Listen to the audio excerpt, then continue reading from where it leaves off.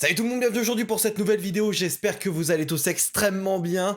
Aujourd'hui, je pense que c'est pas vraiment le cas, étant donné qu'aujourd'hui on arrive sur le dernier chapitre de l'Attaque des Titans, qu'on va reviewer ensemble et faire un petit bilan de cette histoire. 君と夏の終わり将来の夢大きな希望を忘れない10年後の8月も立て合えるの信じて君が最後 Bon écoutez, que vous dire à part que j'ai l'impression que les réactions, en tout cas sur Twitter, étaient des réactions de déception sur la fin de l'Attaque des Titans.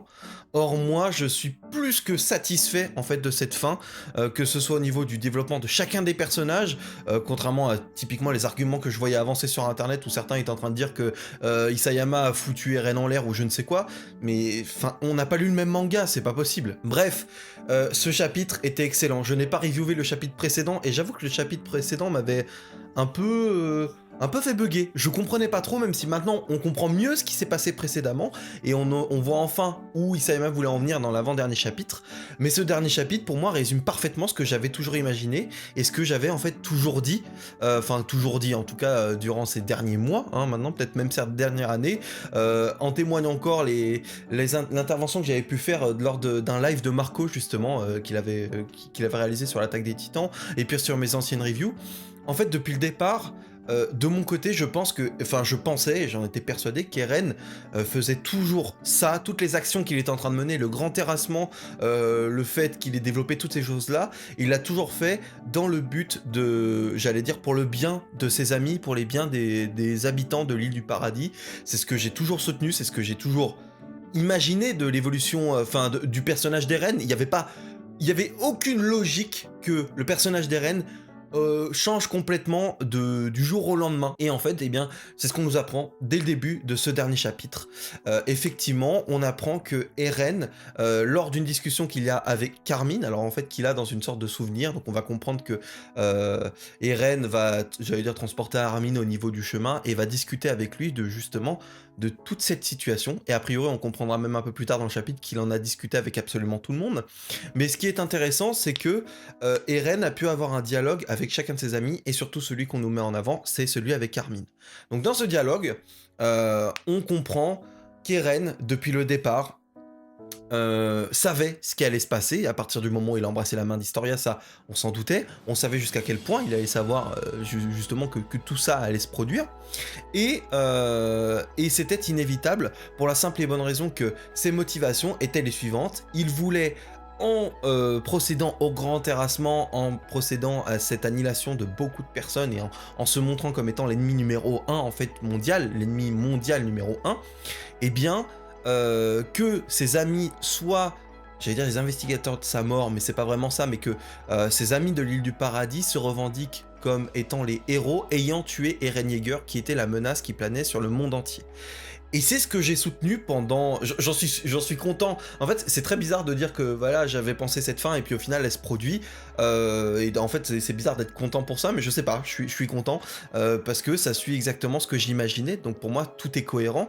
C'est-à-dire que depuis le départ, encore une fois, comme je le disais, pour moi, Eren faisait ça dans le bien de ses amis, et je le disais que la solution possible que je voyais à ça, ce que j'avais évoqué dans le live de Marco, c'était que pour moi, le meilleur moyen d'unir tout le monde et de faire en sorte que les Eldiens soient plus ou moins à l'abri sans que les Mars et le reste du monde les emmerdent trop, c'est, bon, peut-être d'enlever le pouvoir des Titans, ça j'avais pas pensé que ça pourrait l'enlever complètement, mais c'était surtout d'avoir un ennemi commun, un peu si on fait le parallèle avec Sasuke dans Naruto, on avait eu cette histoire-là un petit peu à un moment, et ben donc c'est la même chose, c'est-à-dire que il faut que l'ensemble des êtres humains aient un ennemi commun pour s'allier, et à partir de ce moment-là, comme ils ont été sauvés par des Eldiens, ils ne peuvent que les reconnaître en tant que héros en réalité, même s'ils ont peut-être il y a peut-être encore des animosités entre chacun des personnages, mais cela n'empêche qu'ils restent des héros, et que donc bah, forcément ça devient des alliés par conséquent, et donc plus des ennemis. Et donc je suis content, je suis vraiment content, parce que on voit que le personnage d'Eren n'a pas changé du jour au lendemain sans aucune raison, le cheminement évidemment était prévu,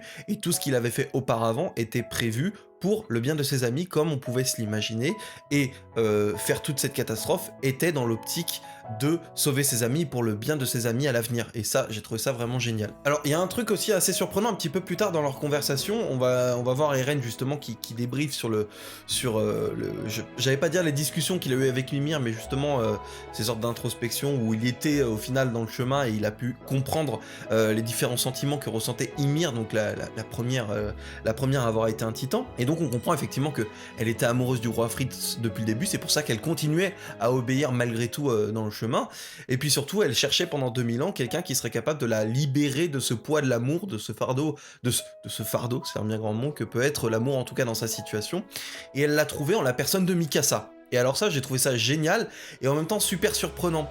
Surprenant parce qu'en fait, c'est très difficile à comprendre pourquoi Mikasa, alors après on sait que Mikasa a un amour inconditionnel pour Eren, donc ceci explique cela je pense. Et j'ai trouvé ça vachement intéressant la manière dont Isayama avait fait les choses, c'est-à-dire que ça peut nous paraître surprenant en fait, que pourquoi c'est Mikasa, bon après voilà, comme je le disais, il y a peut-être l'argument de l'amour, que Mikasa aussi ressent un amour inconditionnel, mais... que pour nous expliquer la véritable raison, bah Eren dit même moi il y a que Ymir qui peut la comprendre parce que personne ne peut comprendre ça. Et donc j'ai trouvé ça vraiment sympa, vraiment intéressant. Et puis leur discussion va se terminer et on va comprendre à ce moment-là qu'Eren, justement, avait eu cette discussion avec Armin, avait fait en sorte qu'il l'oublie jusqu'à un certain moment. C'est-à-dire que, depuis le départ, même si on s'en doutait un petit peu, on voyait dans certains chapitres des oiseaux, justement, passer par-dessus les champs de bataille, voler au-dessus des bateaux, en tout cas, à des endroits clés, j'allais dire, là où se trouvent principalement, enfin, nos personnages principaux. Et puis, on se rend compte, effectivement, que, bien, Eren...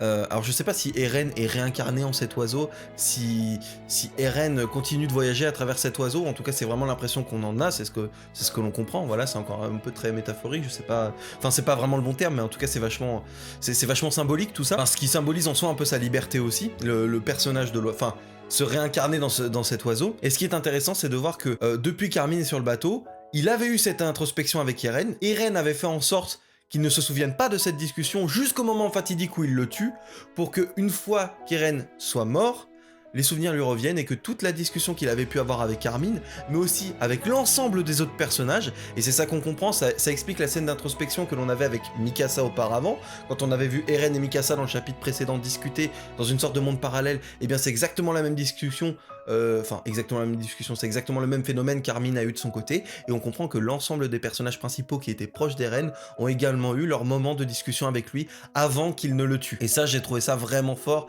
et vraiment impressionnant. Et ça donne envie effectivement de savoir ce qu'il a pu dire à tous les autres personnages. De par sa mort, Eren libère les Eldiens de leur malédiction des titans, tout le pouvoir des titans, enfin le pouvoir de l'ensemble des titans a disparu, on n'en parlera plus dorénavant, et donc il n'y a plus de raison de craindre les Eldiens. Donc encore une fois, Eren a été, en étant l'ennemi de tous, l'ennemi numéro 1, a été le sauveur de ses amis et des Eldiens. Même si, encore une fois, ce qu'on va voir à la fin va nuancer les choses, pour nous dire effectivement que ça a été le sauveur, mais n'exagérons rien, c'est pas non plus... Enfin, les Eldiens ne sont pas complètement sortis d'affaire et des conflits peuvent continuer d'exister, mais comme partout. Et puis il y a des scènes extrêmement émouvantes où l'on voit justement Levi qui, je suppose avec les résidus du chemin, arrive à voir l'ensemble du bataillon d'exploration. Cette scène-là est très forte, le fait qu'on revoit Sacha également juste après. Enfin, vraiment, cette scène de la mort d'Eren et de tout ce que ça induit derrière était vraiment forte en émotion, j'ai vraiment kiffé. J'ai pas versé ma petite larme, mais j'étais vachement ému et je sais pas si d'autres gens l'ont ressenti comme ça, mais c'était vraiment très très très fort. Et puis autre chose intéressante que l'on avait vu auparavant, mais que l'on revoit encore une fois dans ce chapitre 139, quelque chose que j'avais évoqué, la dualité finalement entre Armin et Eren, la véritable opposition entre leurs deux idéologies qui au final se rejoignent pour aller dans le sens des Eldiens, puisque maintenant Armin a enfin compris les intentions d'Eren. Ce qui est intéressant, ce que j'avais dit, c'est que Armin allait devenir le sauveur de l'humanité, et c'est le cas, c'est effectivement le cas. Donc Armin, devient le sauveur de l'humanité en ayant tué Eren, devient le héros, et donc à partir de ce moment-là, permet d'être l'emblème, le nouveau héros qui unifiera l'ensemble des peuples, avec encore une fois des guillemets, parce qu'on sait très bien qu'il y aura toujours des tensions, mais en tout cas, voilà, il y en aura beaucoup moins qu'auparavant, et ça, c'était vraiment fort, encore une fois. Beaucoup critiquaient le personnage d'Armin, moi j'ai jamais été contre le personnage d'Armin, chacun ses goûts, chacun son avis, mais depuis le départ, je défends qu'Armin n'était pas un mauvais choix pour être le leader du bataillon d'exploration, qu'Armin n'était certainement pas un mauvais choix pour devenir, j'allais dire l'ambassadeur des Eldiens, mais en tout cas, ouais, voilà, un peu ce qu'il est devenu aujourd'hui. Et donc, pour moi, j'en suis très content de cette évolution-là, même si beaucoup de fans n'étaient pas forcément d'accord avec ce choix d'Armin en tant que héros des Eldiens. Moi, ça me paraît complètement logique que notre trio de base ait amené les Eldiens à cette fameuse liberté, sachant que Armin est celui qui avait le plus, avec Eren, la soif de la liberté et de l'exploration du monde. Et puis ce qui est intéressant dans la suite de ce chapitre, donc on a eu la mort d'Eren, on a compris maintenant que Armin et les autres, tous les Eldiens qui ont participé sont devenus des héros et ne sont plus une menace, puisque le pouvoir des titans a été annulé, a été détruit, il n'y a plus de pouvoir des titans justement. Et donc le reste du chapitre va être focalisé sur ce qui va se passer ensuite, ce qui va se passer après la mort d'Eren, et donc les conséquences que vont avoir les actions qu'il y a eu sur l'ensemble du monde d'un point de vue géopolitique ou même par rapport à nos personnages. Et c'est intéressant, encore une fois, c'est ce que je nuançais, c'est ce que je disais, c'est que finalement, même si les Eldiens ne sont plus vus comme une menace par l'extérieur, en tout cas pas la même qu'auparavant, eh bien il y aura toujours des tensions, il y aura toujours une menace de l'extérieur qui pourrait venir les envahir, mais actuellement on va dire que c'est un climat de un peu moins d'une guerre froide, tu vois ce que je veux dire? C'est-à-dire que c'est plus ou moins calme entre les différentes nations, mais ça pourrait péter à tout moment. En tout cas, là maintenant, les Eldiens peuvent enfin s'ouvrir au monde, ils peuvent enfin voyager sans craindre d'être enfermés dans des ghettos comme c'était le cas auparavant. Donc maintenant on sait que les Eldiens sur le continent Mar ont été également libérés, peuvent enfin se déplacer librement et être les égaux des Mar. Et ça, c'est encore une fois grâce aux actions d'Eren, Armin et de l'ensemble des Eldiens effectivement de l'île du paradis. Donc pour moi, en soi, une fin complètement logique. Et donc je rentre pas forcément dans les détails, le fait qu'Historia, encore une fois, est devenue la reine, et donc j'allais dire, pas l'ambassadrice, mais plus que ça, elle représente effectivement les Eldiens à l'extérieur, et donc dès qu'il doit y avoir des discussions politiques entre les différents pays, c'est elle qui va s'y rendre, et elle a l'air, en tout cas au vu de l'image, de l'expression qu'il y a du personnage, effectivement on sent qu'elle a pris vraiment son poste de reine en main, j'allais dire. C'est vrai qu'au début, on s'est dit que c'était un peu une reine mise là parce que au vu de sa génétique, au vu de sa descendance, c'était logique que ce soit elle la reine, mais on se rend compte qu'elle a vraiment pris ce rôle à cœur et qu'elle le maîtrise vraiment bien. Donc ça c'est vraiment cool, encore une fois, également pour le personnage d'Historia. Alors il y a une chose, c'est que par rapport à l'enfant d'Historia qui maintenant a fêté ses 3 ans, donc on comprend bien que ça se passe 3 ans après, là, toutes les scènes que l'on voit, ce qui me surprend un petit peu, enfin ce qui me surprend non, c'est de comprendre l'intérêt, le fait qu'elle ait eu un enfant. A priori, il y avait un intérêt scénaristique que je n'ai pas vraiment saisi. Je pense que je suis passé à côté de ça, je pense que plein de gens ont capté. Donc n'hésitez pas en commentaire à réagir par rapport à ça, le pourquoi scénaristiquement il fallait qu'Historia ait un enfant, pourquoi on nous en a parlé autant. C'est-à-dire que, en gros, je voyais pas l'intérêt de nous avoir montré qu'elle était enceinte et tout ça. Peut-être pour nous expliquer pourquoi elle ne se rendait pas sur le champ de bataille, pourquoi elle n'était pas là contre les Jaegeristes, c'était peut-être quelque chose dans ce style-là, mais ouais, je me pose la question de pourquoi il fallait qu'elle... Enfin, si, pourquoi il fallait qu'elle tombe enceinte. Elle a été un petit peu forcée par les généraux eldiens, mais pour le reste, scénaristiquement, je me demande s'il y avait réellement une obligation de le faire. Après, voilà, moi j'aurais bien vu, une sorte d'ellipse dans le temps, et on se retrouve à l'instant T où justement elle a effectivement un enfant, mais on n'était pas obligé de nous montrer qu'elle était enceinte auparavant. Je pensais que scénaristiquement il y aurait eu un impact et une véritable raison du pourquoi elle était enceinte, et j'ai l'impression que je suis passé à côté de la raison. Et puis enfin les dernières scènes, les dernières images qui sont intéressantes, c'est qu'on voit l'ensemble de l'ancien bataillon d'exploration plus Falco et Gabi. D'ailleurs Falco et Gabi sont restés sur le continent avec Levi, ils sont pas revenus en arrière. Ou alors ils étaient déjà sur l'île, je sais pas. Pour moi ils sont pas sur l'île, pour moi ils sont sur le continent Mar à ce moment-là. Mais bref, les autres prennent le bateau, donc Armin et les autres prennent le bateau pour retourner sur l'île du paradis.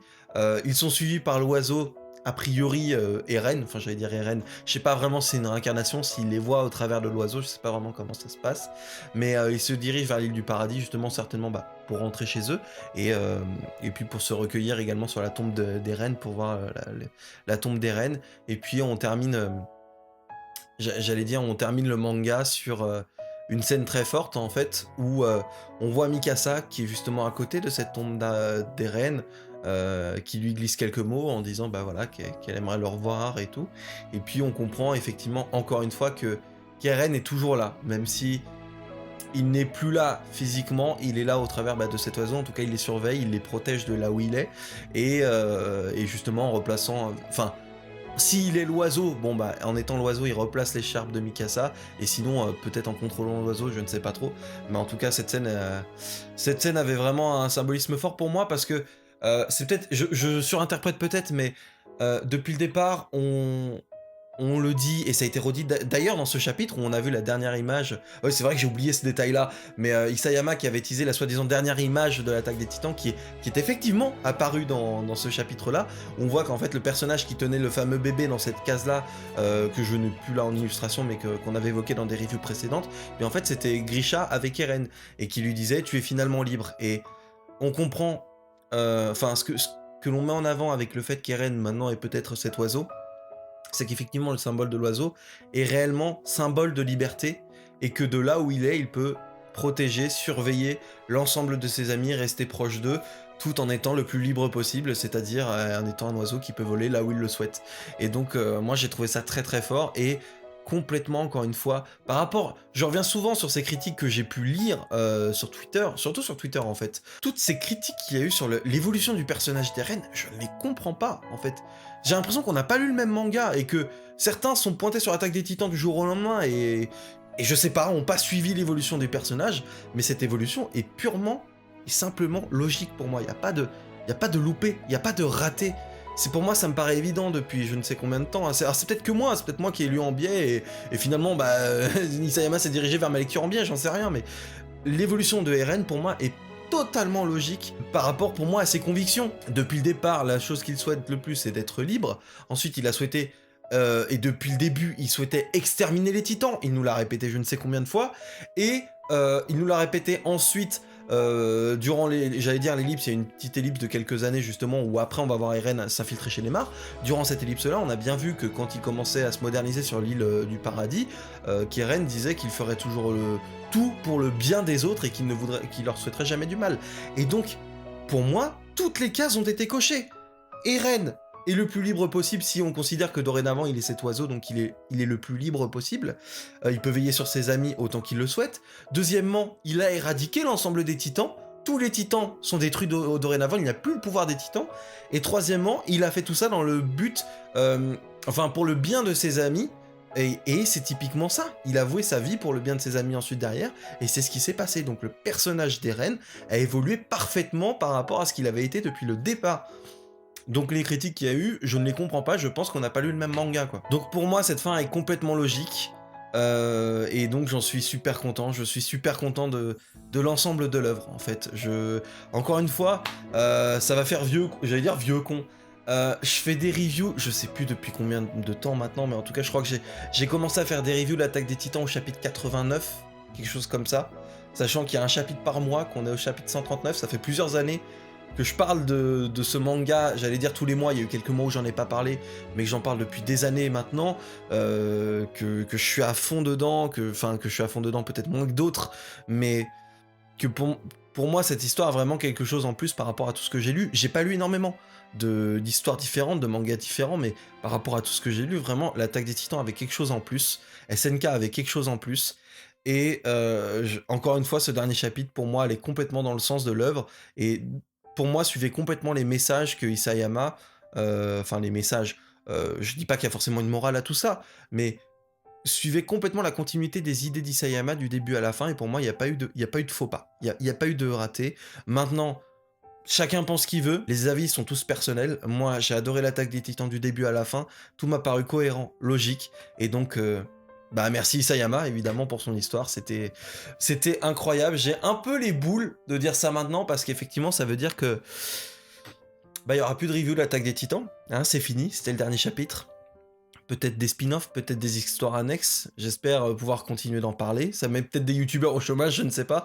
Moi non, évidemment, je continuerai de faire des vidéos, mais ouais, c'est une page qui se tourne pour moi, pour la chaîne, et pour l'un des plus grands mangas que j'ai pu lire. Donc vraiment, c'est peut-être le plus grand manga que j'ai pu lire, parce que j'en ai pas lu énormément, donc évidemment, je ne m'avancerai pas là-dessus, mais en tout cas, ouais, c'est l'histoire qui m'aura le plus marqué et qui m'aura le plus fait kiffer.